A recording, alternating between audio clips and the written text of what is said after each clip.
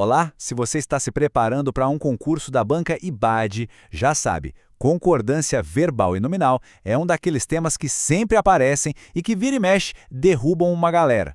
Mas a boa notícia é que não precisa ser um bicho de sete cabeças. Hoje a gente vai desvendar juntos os segredos para não cair mais nessas armadilhas. Bora lá?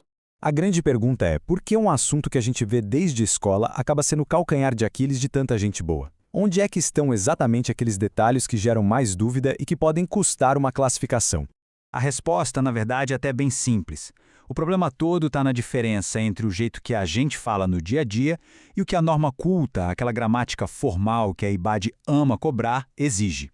É exatamente nesse espaço que a banca cria as melhores pegadinhas. Vamos começar então pela concordância verbal. A gente vai analisar agora as armadilhas mais comuns, aquelas que envolvem a relação do verbo com o sujeito. Fica de olho, porque esses casos são figurinha carimbada nas provas da IBAD. A primeira grande armadilha é a das expressões partitivas. Sabe, a maioria de, grande parte de, um grupo de, seguidas por uma palavra no plural. Parece fácil, mas a regra aqui é flexível, e é aí que a confusão começa. E aqui vem o pulo do gato. As duas formas estão corretas. Isso mesmo, o verbo pode tanto concordar com o coletivo, maioria, e ficar no singular, quanto concordar com o termo que especifica, candidatos, e ir para o plural. A banca sabe disso e pode usar qualquer uma das duas como certa, então não estranhe. Agora, esse aqui é um clássico absoluto. O verbo haver, com o sentido de existir, é impessoal. O que isso quer dizer? Que ele não tem sujeito e fica sempre na terceira pessoa do singular. Havia muitas dúvidas. Já o verbo existir é super normal, ele tem o sujeito e concorda com ele direitinho. Muitas dúvidas existiram. Confundir os dois é um erro que não dá para cometer. E na mesma linha de raciocínio, tem o verbo fazer quando ele indica tempo que já passou. Ele também é impessoal, ou seja, invariável. É sempre faz 5 anos, faz 2 semanas, nunca, jamais fazem. E quando o assunto é porcentagem? A regra aqui também dá uma margem de escolha. O verbo pode concordar ou com o número da porcentagem ou com o substantivo que vem logo depois. Vamos ver como é que isso funciona na prática. Olha só, 1% faltou, concordando com o número 1. 10% faltaram, concordando com o número 10, que é plural. Mas, atenção máxima à exceção. Se aparecer uma palavrinha antes da porcentagem, um determinante como esses, aí a concordância é obrigatória com ele. Esses 10% foram. O segredo é sempre procurar por esse determinante. Muito bem, já passamos pelos verbos. Vamos agora para a concordância nominal. Vamos ver como adjetivos e outras palavras se comportam perto dos substantivos. Aqui também tem umas armadilhas bem específicas. Palavrinhas como anexo, incluso e obrigado são como camaleões.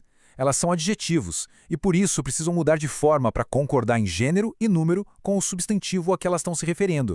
Vamos ver uns exemplos para ficar bem claro.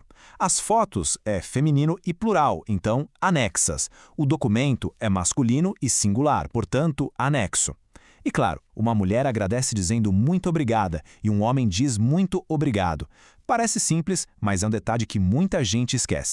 Mas cuidado com a exceção. Presta atenção, quando a gente usa a expressão em anexo, com a preposição em na frente, ela vira uma locução adverbial e fica invariável, não muda nunca. As fotos seguem em anexo, os documentos seguem em anexo, é sempre em anexo. Outra pegadinha famosa é a de expressões tipo é proibido, é bom, é necessário. O segredo aqui está na presença ou ausência de um determinante, como o artigo a ou o. Se não tiver artigo, a expressão fica invariável, no masculino singular. É proibido entrada. Agora, se tiver o artigo, a concordância obrigatória. É proibida a entrada. Viu a diferença?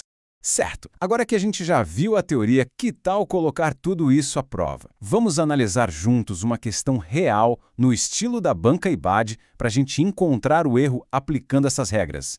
O enunciado pede para a gente achar a alternativa errada. Aqui está em desacordo. Vamos ler com calma. A letra A tem grande parte de. A B tem o verbo fazer indicando tempo. A C tem o verbo existir. E a D tem a expressão mais de um. Tudo que a gente acabou de ver. Vamos quebrar a questão. Na A, compareceu está concordando com grande parte. Tá certo, é uma das possibilidades.